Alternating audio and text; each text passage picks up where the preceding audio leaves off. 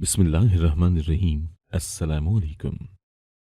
मेरी अम्मी ईद के तीनों दिन मुझसे रोज़ा रखवा देती थी। मैं बहुत हैरान होती थी कि आखिर ये क्या माजरा है। मैं अम्मी को कहती, ईद के दिन तो शैतान रोज़ा रखता है, तो फिर आप मुझसे रोज़ा क्यों रखवाती हैं? लेकिन अम्मी का जवाब एक ही होता कि ईद का रोज़ा रखने से तुझे करोड़पति शौहर मिलेगा। और फिर ऐसा ही हुआ। मेरी शादी एक करोड़पति आदमी से हो गई। फिर जैसे ही मेरा शौहर कमरे में दाखिल हुआ, उसने मुझे जो कहा वो सुनकर मेरे सर पर आसमान आ गिरा। क्योंकि अम्मी, आप क्या कह रही हैं? मैं कल भी रोजा रखूंगी। कल तो ईद है। मैं रोजा नहीं रखूंगी। ईद वाले दिन कोई भी रोजा नहीं रखता। बिस्मा की अम्मा ने उसे बताया कि वो ईद वाले दिन भी रोजा रखेगी। तो वो सुनकर हैरान हो गई कि हर साल की तरह इस बार भी उसे ईद वाले दिन का रोजा रखना पड़ेगा। वो अम्मा से जिद करने लगी कि वो इस ईद पर रोजा नहीं रखेगी। बिस्मा, तुम्हें पता है ना, अगर तुम इसी तरह हर ईद पर रोजा रखोगी तो तुम्हें करोड़पति शौहर मिलेगा। वो अम्मा की बात सुनकर मुंह खोले अम्मा को देखने लगी। और ईद वाला दिन भी आ गया।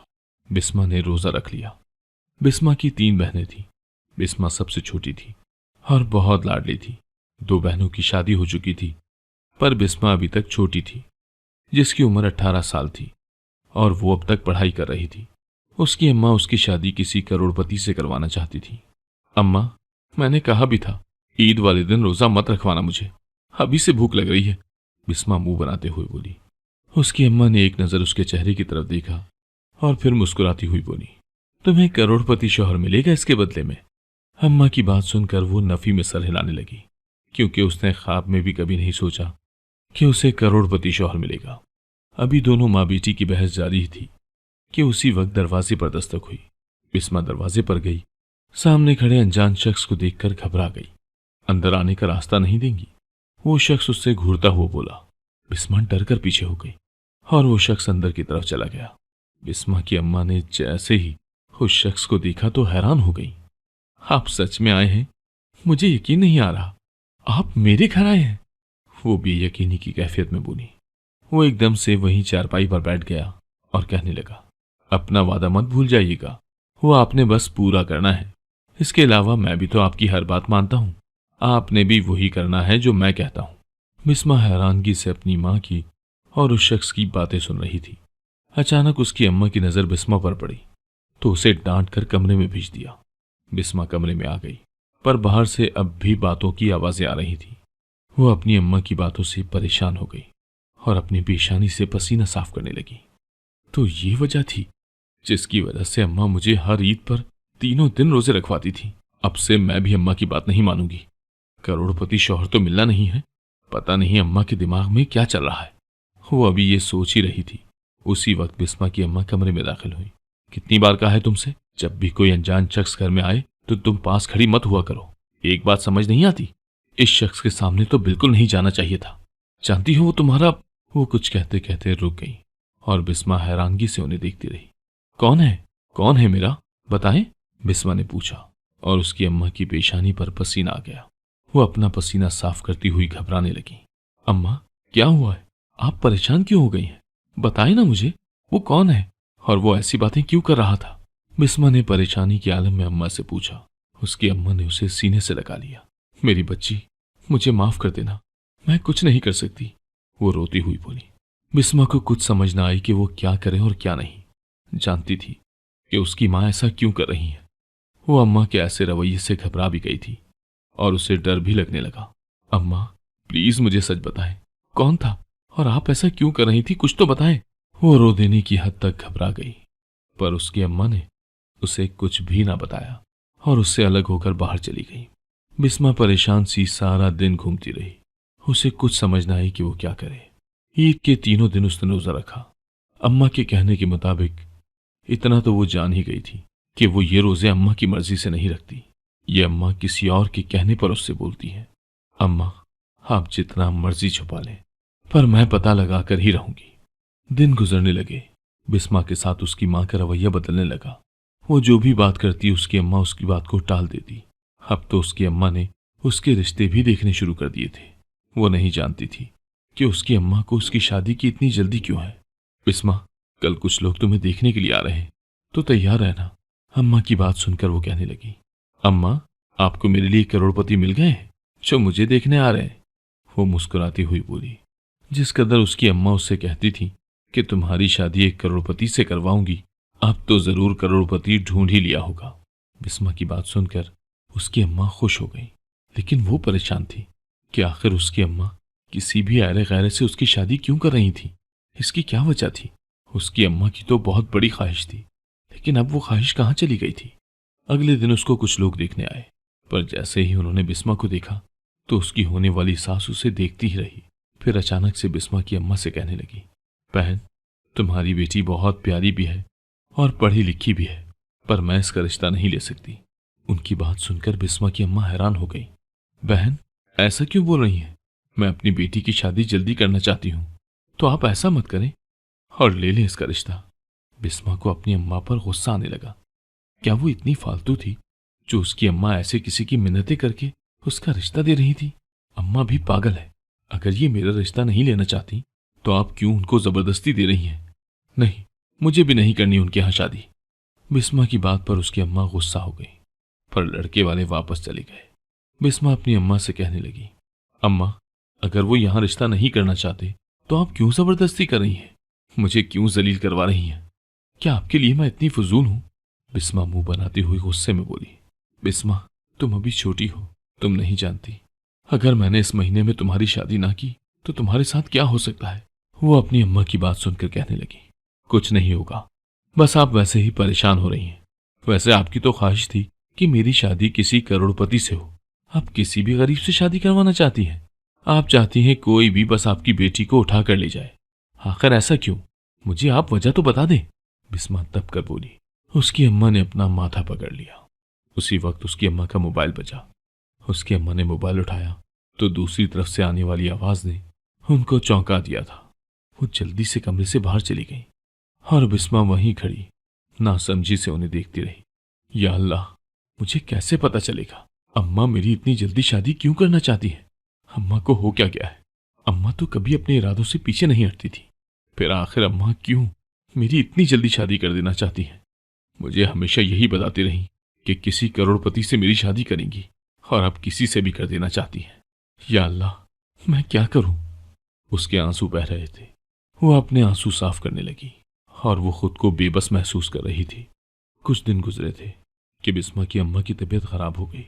उनकी हालत दिन ब दिन बिगड़ने लगी। वो अम्मा की वजह से बहुत परेशान रहने लगी।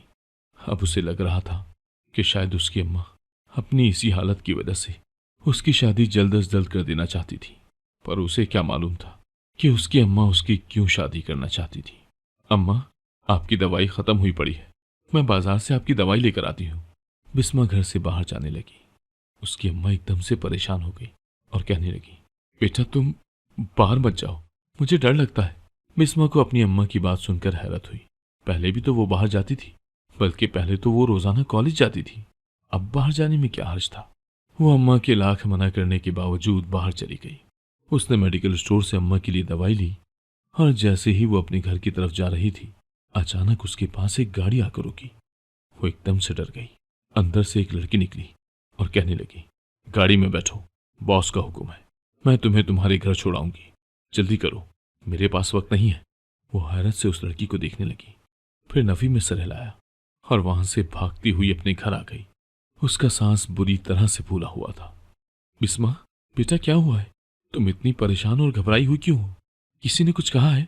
उसकी अम्मा उसे देखकर परेशान हो रही थी, जैसे उन्हें मालूम हो कि उसके साथ कुछ हुआ है। नहीं अम्मा, कुछ भी नहीं हुआ, आप परेशान मत हो। गली में कुत्ता था, आपको तो पता है ना मुझे कुत्तों से कितना डर लगता है। उसने फौरन से बहाना बना दिया और उसकी अम्मा ने सुख का सांस लिया। बिस्मा को अभी भी उसी लड़की का ख्याल आ रहा था और उसकी बात उसके जहन में गर्दिश कर रही थी कि आखिर वो लड़की कौन थी, किस बॉस की बात कर रही थी, और क्या ये बात मुझे अपनी अम्मा को बतानी चाहिए? नहीं नहीं, ये बात मैं अम्मा को नहीं बताऊंगी।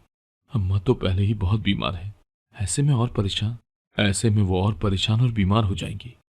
वो ये सब सोचती हुई अपने कमरे में आ गई। अभी वो अपने कमरे में दाखिल ही हुई थी, पहला कदम कमरे में रखते ही उसका मोबाइल बजा और वो एकदम से डर गई। जैसे मोबाइल को इंतजार था उसके कमरे में दाखिल होने का।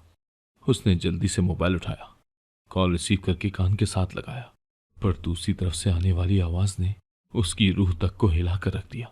उसने जल्दी से मोबाइल जमीन पर फेंक दिया, जिससे मोबाइल टूट गया और वो अपनी पेशानी पर आया पसीना साफ करने लगी। या अल्लाह, ये कौन था और क्या कह रहा था? ऐसा कैसे हो सकता है? वो बुरी तरह से घबराई हुई इर्द गिर्द देखने लगी, जैसे कोई उसे देख रहा हो। वो पागलों की तरह कमरे को देखने लगी। कौन है मेरे कमरे में? कौन मुझे देख रहा है? मैं बता रही हूं, जो भी है आराम से निकल आए, वरना मुझसे बुरा कोई नहीं होगा। वो डरती हुई आवाज में बोल रही थी, पर कोई होता तो निकलता। वहां पर कोई भी नहीं था। उसकी आवाज सुनकर उसकी अम्मा आ गई। बिस्मा, बेटा क्या हुआ है? क्यों इतना शोर कर रही हो और किसे बुला रही हो? उसकी अम्मा कमरे का जायजा लेते हुए बोली। कोई नहीं अम्मा, मैं अपनी दोस्त से झगड़ रही थी कॉल पर, वो जल्दी से बोली और अपना फर्श पर गिरा टूटा हुआ मोबाइल उठाने लगी। उसकी अम्मा उसकी हरकतें देख रही थी। बिस्मा, तुम ठीक तो हो ना? कोई बात है तो मुझे बताओ, इतना घबराई हुई क्यों हो? वो नफी में सर हिलाने लगी, पर उसकी आंखों में डर था, चेहरे पर पसीना था।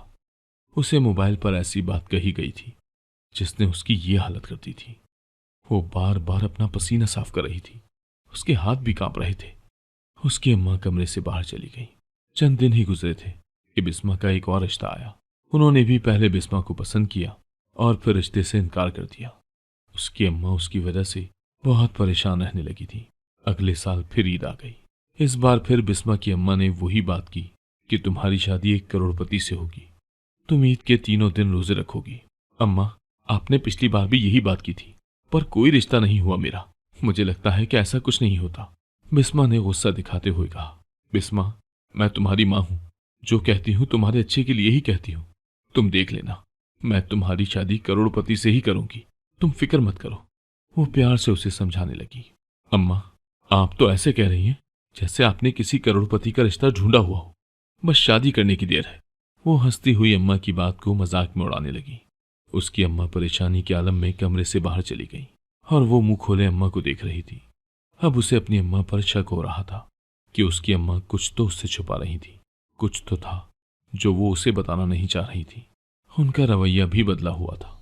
ईद के तीनों दिन उसने रोजे रखे और ईद के चौथे दिन उसके लिए रिश्ता आ गया, वो भी करोड़पति लड़के का। उसे यकीन नहीं हो रहा था कि सच में उसके लिए किसी करोड़पति का रिश्ता आया है। उसकी अम्मा ने रिश्ते के लिए हामी भर ली। बिस्मा तो खुश थी कि आखिर उसका एक करोड़पति घर में रिश्ता हो रहा था। जान के लाले तो उस वक्त पड़े जब उसने मुसलसल अपनी अम्मा के चेहरे पर छाई परेशानी देख ली। अम्मा, आप परेशान क्यों हैं? आपकी तो ख्वाहिश पूरी हो रही है। मेरा रिश्ता एक करोड़पति से हो गया है। बिस्मा की बात सुनकर उसकी अम्मा बोली। यही तो परेशानी है, तुम्हारा रिश्ता एक करोड़पति से हुआ है। वो उनकी बात सुनकर एकदम से झटका खाकर उठी और बोली, क्या मतलब है अम्मा आपका? मुझे सीधी बात बताएं, मुझे क्यों डरा रही हैं? वो सच में डर गई थी। कुछ नहीं, मेरा मतलब था बड़ा घर होगा, बड़े लोग होंगे, न जाने कैसा माहौल होगा। बिस्मा को अम्मा की बात सुनकर हौसला हुआ कि उसकी अम्मा क्यों परेशान थी। वो अम्मा को हौसला देकर बोली, अम्मा आप परेशान मत हो, सब कुछ ठीक ही होगा। दिन गुजरने लगे और बिस्मा की शादी का दिन भी आ गया। वो ब्याह कर अपने ससुराल आ गई। वो दुल्हन बनी कमरे में बैठी हुई थी। कमरे का दरवाजा खुला और उसका शौहर कमरे में दाखिल हुआ। जैसे ही वो शख्स बोला, बिस्मा ने उसकी आवाज सुनकर एकदम से अपना घूंघट उठाया और उस शख्स की बातें हक्का बक्का सुनने लगी। उस शख्स की आवाज उसके कानों में सीसा उड़ेलने लगी। वो एकदम से बेड से उठी। ये आप क्या बोल रहे हैं? ऐसा नहीं हो सकता, मुझे अम्मा के पास जाना है, अभी मुझे अपनी अम्मा के पास जाना है। बिस्मा एकदम से रोती हुई बोली। उसकी आंखों से बुरी तरह आंसू बहने लगे। ऊपर से वो सामने खड़े उस शख्स को देख रही थी जिससे वो पहले भी मिल चुकी थी। वो शख्स जो उससे कह रहा था, उसकी बातों पर यकीन नहीं आ रहा था। उसने एकदम से गुस्से में उसके मुंह पर थप्पड़ रसीद कर दिया। बिस्मा, पागल हो गई हो तुम, तुम्हें हकीकत बता रहा हूं मैं, और इस हकीकत को तुम बदल नहीं सकती। वो गुस्से में कहने लगा, तुम कौन होते हो मुझे ये सब कहने वाले? ये सब झूठ है, मैं नहीं मानती किसी को भी, ऐसा कुछ हो ही नहीं सकता। मेरे माँ बाप ऐसे नहीं हैं। बिस्मा गुस्से में लाल हो गई और उसे थप्पड़ मारने लगी। वो न जाने क्या सोचकर जब्त किए हुए खड़ा हुआ था, वरना किसी की हिम्मत नहीं होती कि उसके सामने कोई ऊंची आवाज में बात भी करे। और ये लड़की उसे थप्पड़ पर थप्पड़ रसीद कर रही थी। उसने एकदम से उसके दोनों हाथ पकड़ लिए और गुस्से में बोला, तुम्हारे चीखने से हकीकत नहीं बदल जाएगी। एक बात याद रखना, मैं तुम्हें बीवी बनाकर लाया हूं और ये सब बताने का मकसद तुम्हें तकलीफ देना नहीं, बस हकीकत से आगाह करना था। तुम्हारा किसी से कोई रिश्ता नहीं। मैं तुमसे मोहब्बत करता हूं और हमेशा करूंगा, और अगर इस मोहब्बत में कुछ मांगोगी तो जरूर दूंगा। उसने उसे हौसला दिया, पर वो अभी भी रो रही थी। तुम सचमुच मोहब्बत करते हो तो? मेरी तो सिर्फ एक माँ ही है। बहनों से बेशक कोई रिश्ता ना रखने देना, बस मुझे मेरी माँ से मिलवाते रहना, वो रोती हुई बेबसी से बोली। लेकिन वो नफी में सर हिलाने लगा। मैंने अपने बाप से वादा किया था, और मैं वादा नहीं तोड़ सकता। जो मांगूगी वो दूंगा, पर ये नहीं दे सकता। वो उससे दूर हुआ। अच्छा, फिर इतना बता दें कि जो कुछ भी आपने बताया है ये सब झूठ था? वो रोते हुए बोली। जो सच है बिस्मा, मैंने वही बताया है। मैं झूठ नहीं बोला, यही सच है। और अगर तुमने फिर से मुझ पर हाथ उठाया तो मुझसे बुरा कोई नहीं होगा। वो गुस्से में उंगली उठाता हुआ बोला। बिस्मा को अब अपनी अम्मा की परेशान सी शक्ल नजर आ रही थी। उसे पता चल रहा था कि उसकी अम्मा क्यों परेशान रहती थी, क्यों उसे हर वक्त ये बताती थी कि वहां किसी की बात पर यकीन नहीं करना, और क्यों उसका रिश्ता जल्दी करना चाहती थी। इन सारी बातों ने उसे परेशान करके रख दिया। वो बस एक बार अपनी माँ से दोबारा मिलना चाहती थी, उससे बात करना चाहती थी। अच्छा, बस एक बार अम्मा से मिलवा दे, फिर नहीं जिद करूंगी अम्मा से मिलने की। बस एक बार मुझे उनसे मिलके बात करनी है। वो उसके आगे हाथ जोड़कर बोली। कपड़े चेंज करो, बस हम अभी ही जाएंगे, वो संजीदगी से बोला। बिस्मा जल्दी से कपड़े चेंज करके आई और वो दोनों वापस आ गए। बिस्मा की अम्मा उसे देखकर हैरान हो गई। बिस्मा, तुम इस वक्त यहां क्या कर रही हो? वो हैरत से उसे देखने लगी। फिर बिस्मा की लाल होती आंखें देखी। अम्मा, मुझे सारी सच्चाई बताएं। मैं सच्चाई सुनने आई हूं, मुझे और कुछ नहीं सुनना। मुझे सब कुछ बताएं। वो अम्मा का बाजू पकड़कर कमरे में ले आई। तुम यही जानना चाहती हो ना कि मैंने इस लड़के से तुम्हारी शादी क्यों की? तो फिर सुनो। जब तुम छोटी थी, तुम्हारा अब्बा नशे पर लग गया था।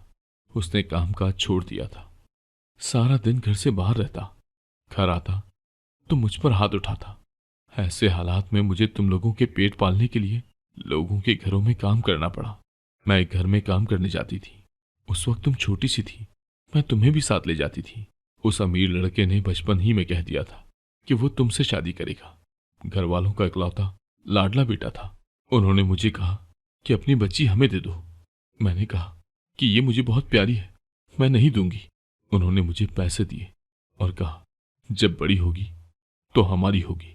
मुझे पैसों की जरूरत थी, मैं मान गई। इसी वजह से तुम्हारे ससुर ने कहा था कि जब तुम उसकी शादी मेरे बेटे से कर दोगी तो इसका तुमसे कोई ताल्लुक नहीं होगा। यही वादा हुआ था, अब तुम चली जाओ। बिस्मा अपनी अम्मा की बातें सुनकर बहुत दुखी हुई और वापस अपने शौहर के साथ उसके घर चली गई। बाद में उसके शौहर ने उसकी यह हालत देखी तो उसकी अम्मा से मिलने की इजाजत दे दी, क्योंकि वो सारा सारा दिन रोती रहती थी और अपनी अम्मा को याद करती रहती थी। एक दिन उसने खुद ही कह दिया, चलो तुम्हें तुम्हारी अम्मा के पास ले चलूं। उसे अपने शौहर की बात सुनकर यकीन ना आया कि वो सच में उसकी अम्मा से मिलवाने के लिए ले जाएगा। वो फौरन से अम्मा के पास पहुंच गई, क्योंकि उसके पास अभी भी जानने को एक राज बाकी था जो उसे अक्सर परेशान करता रहता था। वो उस राज के बारे में भी जानने के लिए बेताब रहती थी। आखिर अब उसके पास मौका था अपनी माँ से उस राज के बारे में जानने का। उसका शौहर बिस्मा को उसके घर ले आया और वो फौरन से किसी छोटे बच्चे की तरह अपनी अम्मा से लिपट गई। उसकी अम्मा भी हैरान थी कि वो सच में उसके सामने थी। उसने अपनी अम्मा से खूब सारी बातें की, फिर अचानक से बोली, अम्मा, आपसे एक बात पूछनी थी, पूछ सकती हूँ क्या? उसने बड़ी फर्माबरदारी से पूछा। हाँ हाँ बेटा, पूछो, क्या पूछना है?